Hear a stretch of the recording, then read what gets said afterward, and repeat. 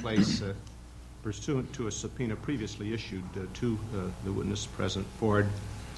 In the case of the United States of America versus Lynette Alice Fromme, criminal action S75-451 of the United States District Court for the Eastern District of California. Those who are present here at the hearing and officially here are, first of all, John Berga, who is the co-counsel for the defendant, Lynette Alice Fromme; Dwayne Keyes, the United States Attorney for the Eastern District of California; Richard Thornburg, who is the Assistant Attorney General of the United States Criminal Division; and Richard Fong, who is the official court reporter for my court in the Eastern District of California. Now, further, I want the record to reflect that I have been designated by the Inter-Circuit Committee of the United States Judicial Conference to sit in the United States District Court for the District of Columbia, and that the witness appears today pursuant to subpoena heretofore issued pursuant to a request of the defendant, Lynette Alice Fromme, and by order of this court previously issued, and by stipulation of co-counsel and his client, Ms. Fromme, and the United States Attorney, that this hearing may be conducted in this fashion in lieu of the witness appearing in person in Sacramento at the hearing of this case. Now, the court will rule today on all questions of relevancy, of questions posed to the witness, as well as on all questions that may arise as a result of any answers that are offered or that might be given by the witness, to the same effect as if the witness were appearing in person at the trial of the matter. And further, I'm not sure whether we have a stipulation on this, but nevertheless it is understood that the witness is appearing at the present time as a witness for the defense, he having or they having requested the subpoena, and the subpoena being issued pursuant to their request. Further, I want the record to reflect that the testimony of the witness is being taken in Washington without objection from the defendant, and without objection that the defendant herself is not present at this hearing, it having been stated in open court in Sacramento that the witness would testify at this hearing in Washington, and that she would not be present, and that statement was made without any resulting objection from her. Further, let the record reflect that the attorney for the defendant, co-counsel for the defendant, has represented to the court that all of the questions that he presently knows of that he is going to pose to the witness have been reviewed with his client and co-counsel, Lynette Alice Fromme. Is that correct, Mr. Berger? That is correct, Your Honor. Very well. Well then, Mr. President, will you please stand?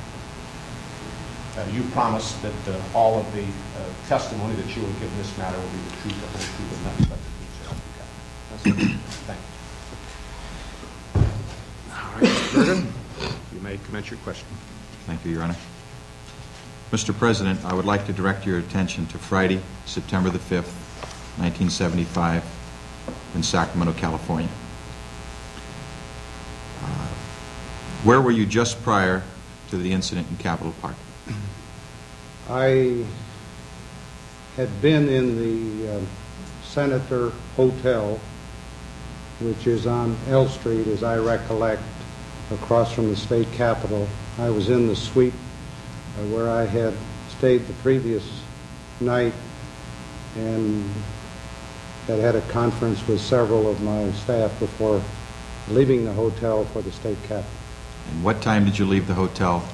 At approximately 10 a.m. that morning. As I understand, you crossed the street and you were proceeding along the walkway towards the state capitol. Is that correct? That is correct. I left the hotel, walked across L Street and up a walkway from L Street to the entrance to the state capitol on my way to meet the governor. And as you were walking, you were exchanging cordialities with the people and shaking their hands. Is that correct? That is correct. As I went along the walkway, the crowd had been assembled on my left as I walked toward the Capitol, and they were held back by a rope. And as I walked toward the Capitol, I was shaking hands and speaking to people in this group on the left-hand side. Where was Lynette Fromme when you first observed her, if you recall?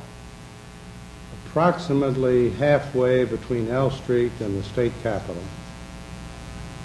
I noticed a person in the second or third row in a brightly colored dress who appeared to want to either shake hands or speak, or at least wanted to get closer to me.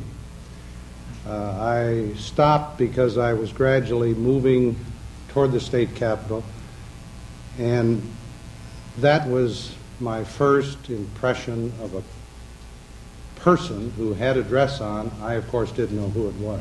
All right. Of that bright color, I should say. Okay. The dress was what, either an orange or a red, to the best of your recollection? To the best of my recollection, it was bright, either orange or red. I couldn't describe it precisely. When you first observed the woman who you've described, can you tell me what her demeanor was? And by that I mean, was she calm, nervous, or just in your own words, how would you describe her demeanor when you first observed her? My first impression was that she wanted to come closer and extend, I thought at the time, a hand to shake or to say something to me. But I can't recollect anything beyond that. Do you recall anything about the condition of her face when you first observed her? Was it flushed, pale, weathered? I know you've used the term weathered before. Is that your recollection? It looked weathered, but there were many faces. But the brightness of the dress attracted my attention, and in the process of noticing the dress, I thought her face did appear to be somewhat weathered. What was the color of her hair, if you recall, when you first observed it? I don't recollect.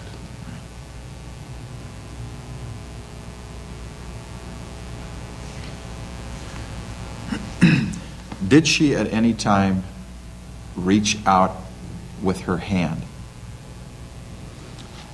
As I indicated a moment ago, I noticed this lady in a brightly colored dress who wanted to apparently move closer toward me, and I assumed to shake hands. And so I hesitated instead of keeping moving as I normally do. And as I stopped, I saw a hand come through the crowd in the first row, and that was the only active gesture that I saw, but in the hand was a weapon. Okay. Now, when the hand came in between the people, and it had the hand that had the weapon in it, did you notice the face of the person holding the weapon? I did not.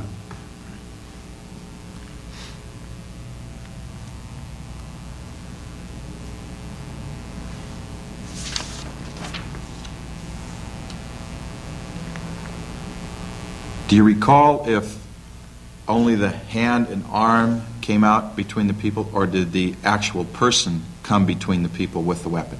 As far as I can recollect, it was simply the hand with the weapon in it at height between my knee and my waist, approximately. Right.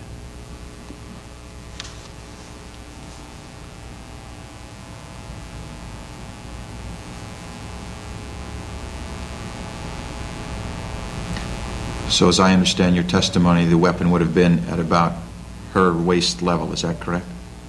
I couldn't judge where it would be as far as she was concerned, but I can say that I looked down. My best recollection is that it was somewhere, the hand with the weapon was somewhere between my knee and my waistline. And was the barrel of the weapon pointed down or towards your feet or towards your waist, or where exactly, if you recall, was the barrel of the weapon pointed? I could not tell. The weapon was large. It covered all or most of her hand as far as I could see. And I only saw it instantaneously because almost automatically one of the Secret Service agents lunged, grabbed the hand and the weapon, and then I was pushed off by the other members of the Secret Service detail. How close did the weapon come to you, to your person? I would estimate 2 feet. Okay. You indicate that you could see her hand on the weapon. That is correct. Could you tell if her finger was on the trigger? I could not.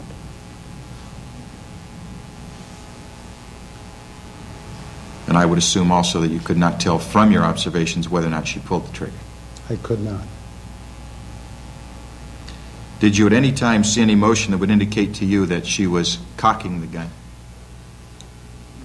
I could not say I noticed any such action on her part.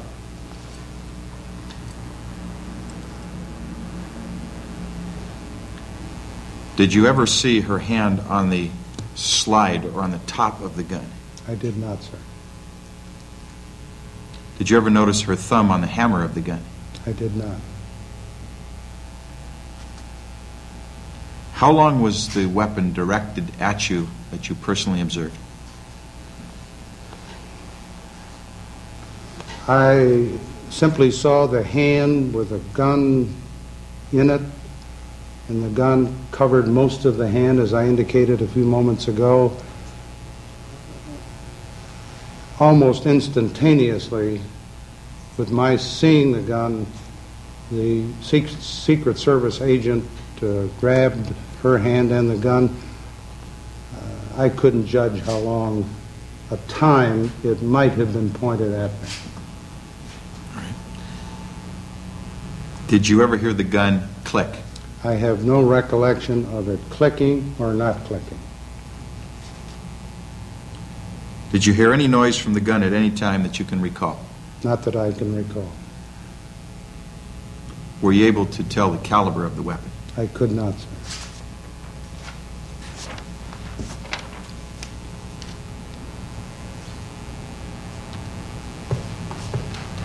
What was her position in relation to your position when she had the gun in her hand? As I understand, in order to clarify that, you were shaking hands with the people and you were turned to your left. Would that be correct or incorrect? I was moving from my left to right from L Street to the Capitol.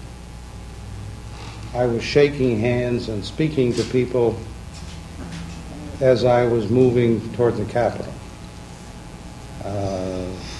My best recollection is there was a series of rather prominent trees, and we were in the approximate area of one of those trees when I noticed this person in the second or third row of those individuals who were in the crowd. I would say that she was 3 to 4 feet from me when I first noticed her. She appeared to want to come forward. I had the impression she did come forward. I didn't see the precise movement. I stopped because I had the impression she wanted to speak to me or shake my hand. And as I moved to either shake hands or speak to her, I then noticed the gun. And as I indicated, it in her hand was approximately 2 feet from me. Would the weapon have been facing you directly, or facing you from the side? It would be facing toward me from her right and my left. All right.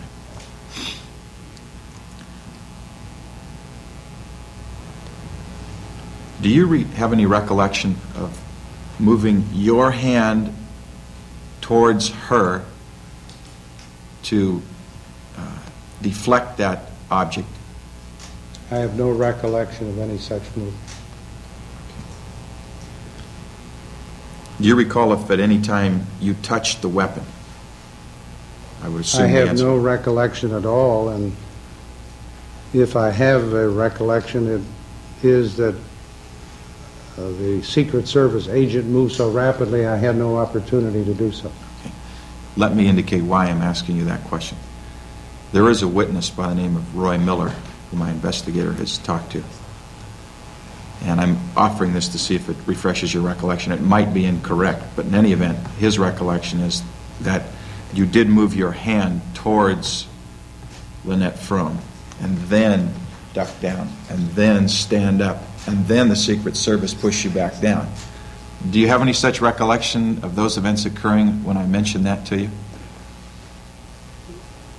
As I said a moment ago, I stopped because I had the impression she wanted to either speak or shake hands with me. In the process, I may have moved forward, but I certainly have no recollection whatsoever of either touching her or the gun.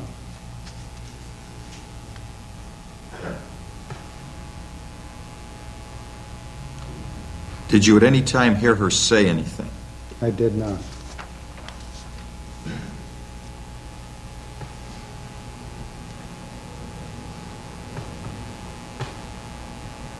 Do you know who it was that grabbed a hold of her arm? It was one of the Secret Service detail, Mr. Larry Boondor.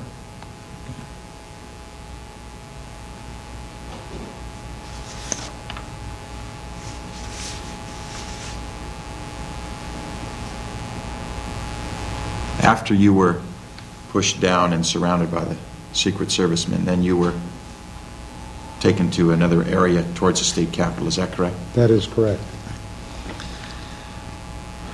What, if anything, did you observe as you looked back?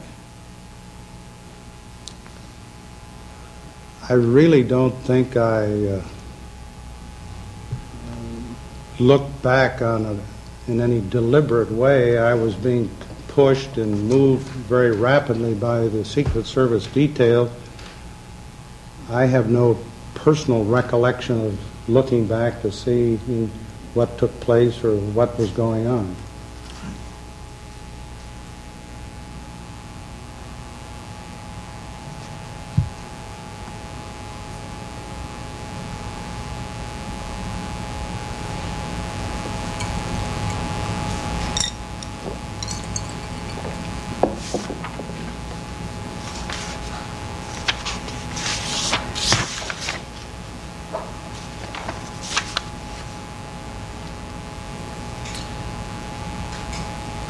Have you discussed the facts of this case with anyone that represented to you that they were an eyewitness? Or that he or she was an eyewitness? I have not discussed this with any person who alleges that he or she was an eyewitness. I have discussed it with Mr. Buchan and with Mr. Keyes and with Mr. Thornburg. No, I'm only interested in just anyone who claimed to be an eyewitness. No, I have not.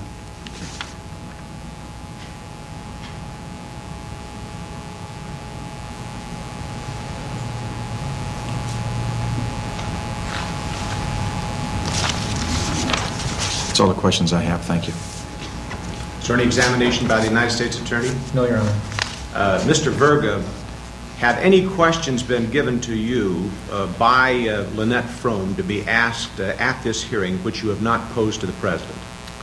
No, Your Honor, I can represent to the court that I reviewed all of my questions with Lynette Fromme before coming to Washington, and she did not give me any questions any additional questions other than the ones that have been asked?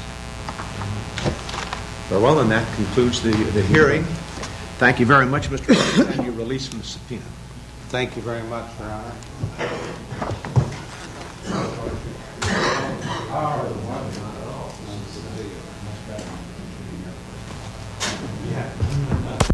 The room, but nevertheless, there's some matters that I feel should be put on the record in order that it be complete, and further, in order that there be no question as to the use that will be made of the videotape. First of all, it's understood that apparently 3 tapes were made and are being, well, there were 3 videotapes that were made while the witness testified. 2 of them were on, as I understand it, a Sony videotape machine, and then a 3rd tape as a backup tape was being made by some Navy equipment.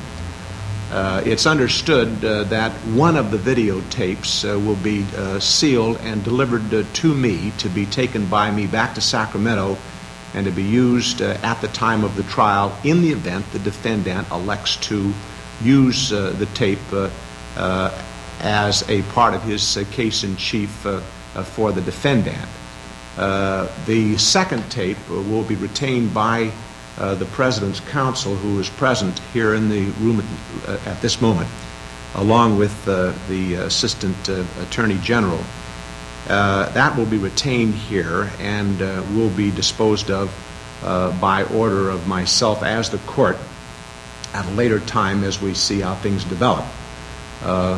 The hope being that we will get the number 1 tape safely back to Sacramento for use at the court in Sacramento, but at least we will have that as a tape to be retained here, and it can be disposed of later by direction of the court. The 3rd tape, on the assumption that the 2 tapes that are being made on the Sony machine are all right, and that they correctly portray what has happened here today, then the 3rd tape will be destroyed immediately. The further order is that the tape that will be used in Sacramento, or at least that will be brought to the court in Sacramento, will be retained in the safe of the clerk of the court for the Eastern District of California, and will not be released to anyone except on order of the court. It is, of course, expected that the tape itself would not, in the event there is a conviction, and in the event the defendant takes an appeal, that the tape would not go up on appeal any more than would a picture of any witness who might testify in court, for the reason that we do not permit the taking of pictures of witnesses in the courtroom. And therefore the videotape would not go up to any higher court, and there would be no reason that I can see why the tape should leave the official record of the court, that is the trial court, and that finally, as I say, the tape will not in any way be revealed to any of the news media. The record would also reflect that Richard Fong, who is the official reporter for in the United States District Court for the Eastern District of California, has made a record of this proceeding, and it would be expected that that record would be transcribed eventually and can be used the same as any record made in open court could be used. Obviously, it will, if there is an appeal, it will go up, and that it's available to the public, because it could go into the file as a part of the daily transcript. And I might state that a daily transcript is being made in this case. Now,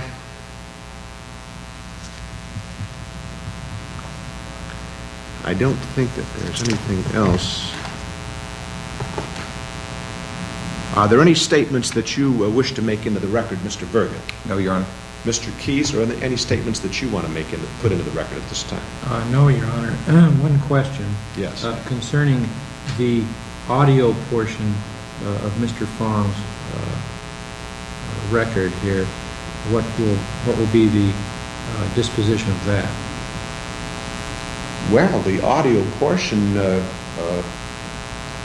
is no different than the audio portion of any witness's testimony. It's he's putting it on his dictaphone. A transcript can be made of that. Oh, your question is well taken. I understand. Okay. I don't believe, and I'll hear you out on this, Mr. Verga, if you have any objection, but I don't believe that the audio portion of this testimony should be revealed to anybody until you decide to call the president as your witness in your case in chief. I don't think that what the president has said here today as a witness in your case would be usable for any purpose until you reach that point during the trial when you decide that you want to use this testimony, and at that time it would be revealed. Now, in the meantime, I would think that a copy of it could be given to you and to the Attorney General if that's your desire, and also a copy could be given to Mr. Verga. But I would then make the order at this time, and I do so order, that the content of the videotape, a copy of the transcript will not be made public to anyone unless the defendant shall call the president as a witness in the trial, and in calling the president as a witness, he will then use the audio and the transcript too, I suppose, at that time in the trial. Now, so do you have any objection to that, Mr. Verga? No, Your Honor. As I understand, what will occur is that the videotape as well as the president's verbal testimony will be shown to the jury. That's correct. And That depends on whether you call him as a witness. That's You may true. not want to use this. You may not want to use any portion of this. that's correct. If I decide not to use it, no one will have access to it. That's my understanding. And that's my order, too, because I do not want any portion of this tape to be revealed to the public unless it is actually used in open court. I would think one other order might be appropriate in lieu of the orders that you've made, and that would be that at the conclusion of the trial that you order the tapes that I have and Mr. Keyes has turned back to you so that those can also be sealed. Any objection? No objection, Your Honor. That is a good order. I was also, though, inquiring about the aid that Mr. Fong has. He has a tape of the president's voice. The same order that I have made in connection with the transcript applies to the tape that you are making. Let the record reflect that Mr. Fong normally uses a tape as a backup for him on his dictaphone. And as far as my order is concerned, this will apply to any tape that you make, Mr. Fong. This is to be kept in absolute security and is not to be revealed to anyone. So that will be my order, that the transcript, all of the transcripts should be returned to the court. Now, Mr. Thornburg, are there any suggestions that you have with reference to the use of the tapes or the videotapes, the tapes that are now being made by Mr. Fong, or any transcript or any other portion of this proceeding that you'd like to express an opinion on or wish concerning? Just two things, Your Honor. One is that it's our understanding that the two copies that will be disposed of today, or one given to you and one to Mr. Buchan, and the third copy, after the third copy has been erased, will be under seal, which will await further order of the court, either for use in the case of the copy delivered to you or for such other use as may be forthcoming with respect to any order requested of Your Honor with respect to the one here. But that's it is so ordered. The second thing is, I'm not clear, and Mr. Buchan raises the question, and I think it's a good one. We didn't understand that you were going to make available to counsel, either for the government or for the defendant, anything but the written transcript of the proceedings here today, that they would not receive any audio tape of any of the transcripts for their... I thought I made that clear, but if I haven't made it clear, then that is my intention. There is no need for Mr. Verga to see the audio between now and the time of trial. You'll have a copy of the transcript. You've observed the president testify. I agree with that. I'm a little confused now, so Your Honor. As I understand it, there's the videotape, and then Mr. Fong has a tape recording that's playing in court at the present time. And I understood that we were talking about that tape. In other words, he's going to prepare a transcript, and I will have a copy of the transcript. That's correct. But I also thought that Mr. Keyes directed a question to the tape that is immediately in front of Mr. Fong that he uses to supplement his transcript. What is going to happen to that? I understood you to say that I would have a copy of that. That's why I said that I would suggest you... No, I didn't. If I said that, I didn't mean that. If I said that, I didn't mean it. I don't recall that I said it. My point is this. Let's get this straightened away. Mr. Fong, as soon as you have... I'm asking that you prepare your daily, as we call it, transcript on this matter immediately. As soon as you have completed that, then would it not be appropriate that you just simply destroy this tape? And I would assume that you as officers of the court will trust me that when I tell you that that tape has been destroyed, that it has in fact been destroyed. And therefore, the only record of these proceedings that will be made available to counsel will be a written transcript of what has occurred here today. May I comment upon that? Yes. I'm not asking for a copy of Mr. Fong's tape. What I would like, and what I would move the court to do with it, is to seal it, not give a copy to me, and keep it in the court record. I'm not asking for a copy of it. I appreciate the fact that I am entitled to a copy of the transcript, and I'm not asking for a copy of the tape. But as long as that tape is here and available, I would ask, and being made, I would ask that you seal it and not destroy it until after the trial is over. At that time, I would... We have the video. You've got the video here. You have the video here. Everything that's on this tape is on the video. And I think the sooner that tape is disposed of, the better. So, I would assume that everything that is on that tape is on the video.